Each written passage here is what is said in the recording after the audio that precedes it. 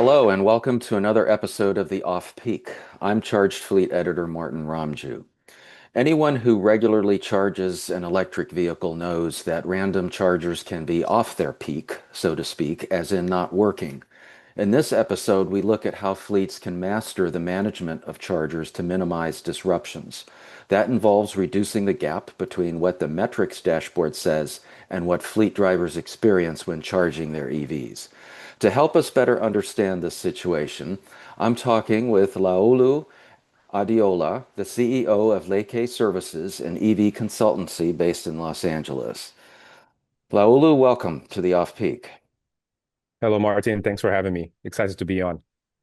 Good. So you recently wrote an article for Charged Fleet that is going live on June 1st that addresses this very topic. And I thought it was interesting how you opened it with a charger failure that went undetected for 97 days.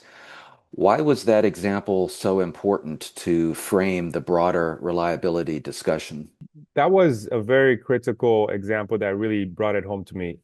I've been in the industry for over 15 years now as an engineer, as a consultant, but really in the last 5 to 6 years, I haven't really operated vehicles directly as outside of my personal use cases. So in working with my clients, one of them was talking about this, and it really brought it home to me, the urgency of this problem, making it specific, and making it clear that this problem is not just about you doing it wrong as a fleet manager, you're not getting it. This was a big multinational with the best experts, also sorting through these problems.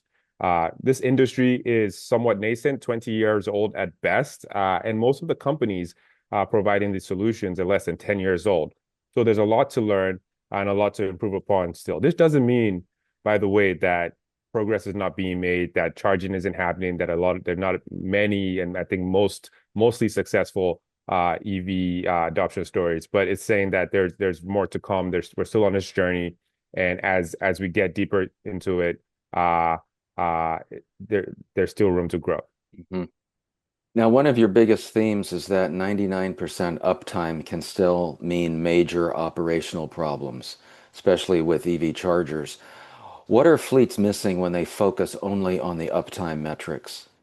I think there are a few things. So uptime, when we're thinking about uptime, you're really looking at is this charging, is this charger, is this EVSE, electric vehicle supply equipment available for use? And that's just green or red, one and zero. Uh, there are other things that are very important to the user experience, like the first time charging experience. Did I plug it in and it gave me some error for whatever reason? Did it take my credit card? It didn't connect properly. Things that uh, how long does it take to come back online for that 1% of the downtime? If we're assuming a 99% uptime, when it is down, does it take 2 hours or did it take 2 weeks? And again, back to that 97-day example that I led with. Successful charging events. So many times I've plugged in my vehicle, my wife and I are on a road trip, and it charges, but 10 minutes later, it's not working. I mean, those are things that we have to improve upon to make sure that fleets are able to deliver against that critical mission that they have. Like any expertise, the more you know about this, the more you realize you don't know. And we'll talk more about that, I'm sure. We don't report on about how many gas stations have out of service pumps. I mean, how many times have you and I rolled into a gas station and there's a plastic bag around saying do not use? This is something that's equivalent to that, and getting deeper into understanding how those happen on the EV charger side. Another interesting statistic you cite is that only 71% of charging attempts succeed despite uptime numbers near 99%. Why is there such a disconnect between the dashboards and the real-world driver experience? That's a great question, Martin. So the 99% uptime, and Charger Help did a great job on reporting on this nuance. And I think it was the same company, Camille, just great leader in general, that kind of rang the bell and raised the awareness in the industry to say, we're not measuring this. Let's measure something. And that I think it was 97 a few years ago, and now we're pushing towards 99%. And it was a great wake-up call and was something that we could measure and something that fleet managers could hold on to say, we are measuring something. As as we start to cross that threshold, what this reminds me of is almost AI and the Turing test. Folks who are familiar with, I think years ago after World War II, it was the question of how do you know if a computer is sentient? And there was this Turing test by English mathematician, I believe, and it was if it could make you and fool you into believing was human, then it's relevant. My parallel here is that we're at the point where, okay, now we've crossed that 99% uptime. Does that mean all chargers are working the way we want to all the time? And not quite yet. Uh, we went from no metrics to this 99% uptime, and now we now have to look around charging success, mean time to repair. So when it is down, how long does it take to come back online? How many actual successful charging events for you to actually get your vehicle from 20 to 80% or whatever that target is. We need to go deeper. Your article suggests that many charging issues are remotely resolvable. Why hasn't the industry overall solved this problem already, especially when you consider all the technology that's out there, all the real-time data? What's the holdup? Um, uh, Great question. And I really enjoy sort of digging into this piece. I mean, talking with my clients, talking with different vendors, understanding what it takes to actually solve these problems. We're in this era of orchestration. And so uh, when I was at McKinsey, before I started Leke Services, there was this huge push for digital transformation. And it was this era where we went to all the big Fortune 100s and even smaller and saying to them, you've been doing things so manually for the last 50, 100 years. Now it's time to bring it to the digital age. I think now we're at the point where most companies, if not most, a lot of them are digitized. And we're at the spot where, okay, how do we take advantage of this data to actually solve problems, not just to know what's wrong, but actually if like make the solutions happen by turning on and off certain switches, resetting the right things. What we start to run into in the EV charger space is that the SLAs with the vendors are not as deep as they need to. The service level agreements with the vendors are not as deep as they need to be able to understand what the most likely issues are. Again, thinking back to the fact that how nascent the industry is, we're now at the point, again, companies like Charger Hub have put out massive troves of data to say, all right, once we know that the thing is down, here are the top reasons why it's not working. And for us to unlock those, we now have to get access to the hardware manufacturer to say, provide me the password so I can get into the data logs. Oftentimes, those require additional payments that were not negotiated upfront, and so they come as surprises. Or it's a cybersecurity issue to say, okay, you need permission, you need to be on site to be able to access this particular CPU or computer. Because at the end of the day, these chargers are effectively computers stuck into the ground that allow electricity to flow through when it's given permission.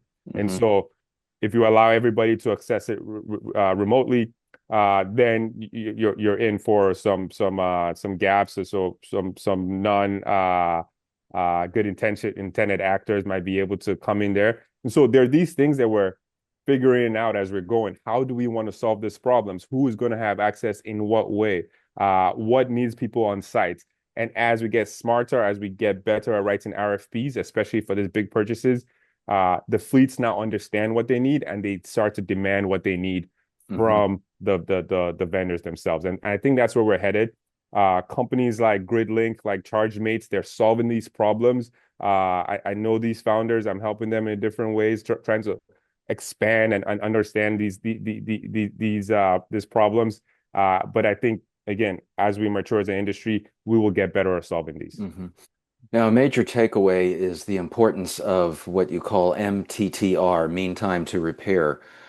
Why do Very you important. think that metric matters more now than traditional uptime percentages? Mean time to repair, I mean, it should go without saying, but it means once you identify a fault, how long till the device is back online? This is one of those we like to say double click. Uh, in the 99% uptime situation, there's a 1% downtime.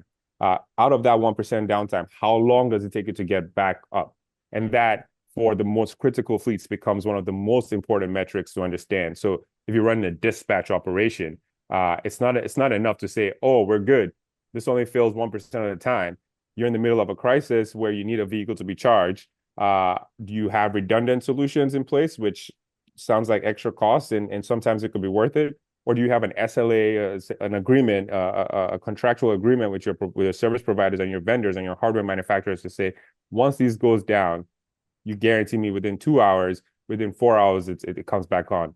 Right now, a lot of those contracts mandate somebody on site within a given period of time, but they don't necessarily mandate the solution. And so getting us to that point of talking about the solution and getting back online is critical.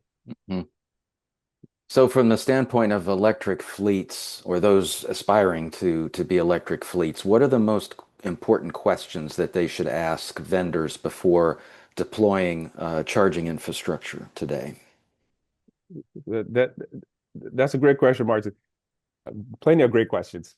Uh, a fleet manager's world has been rapidly disrupted in the last 10, 15 years. I mean, they Hmm. went from managing multiple powertrains, natural gas, diesel, gasoline, to bringing in a whole new kind of needing to have a PhD in electrical engineering all of a sudden. And so as they mature and think about more and more complex operations, uh, through no fault of their own, they're not necessarily thinking about these things that need to be true for this charger. And so some of the things that we've boiled that down to is data access.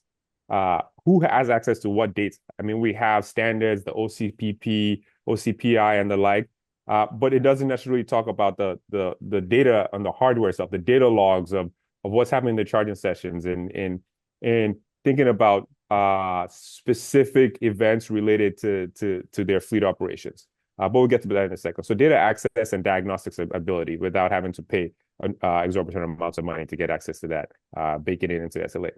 Firmware and lifecycle management. We didn't talk much about firmware yet, but firmware are those updates, typically security patches. We get them on our phones all the time. These are not always coordinated. Oftentimes they're pushed. Sometimes they happen in the middle of it. I mean, they don't often happen in the middle of a session, but unexpected. It's important that the facilities manager, the fleet manager, I think it's important that the IT department is included in this purchasing decision, because sometimes this is not IT, it's charging. It is IT. It is in your network. It's important that those protocols are followed. And why firmware is important is, I mean, it closes security gaps, but sometimes it's not compatible with your vehicle. It's not compatible with other aspects of your charger. Thinking about a charger is not a standalone piece of equipment. It's a system.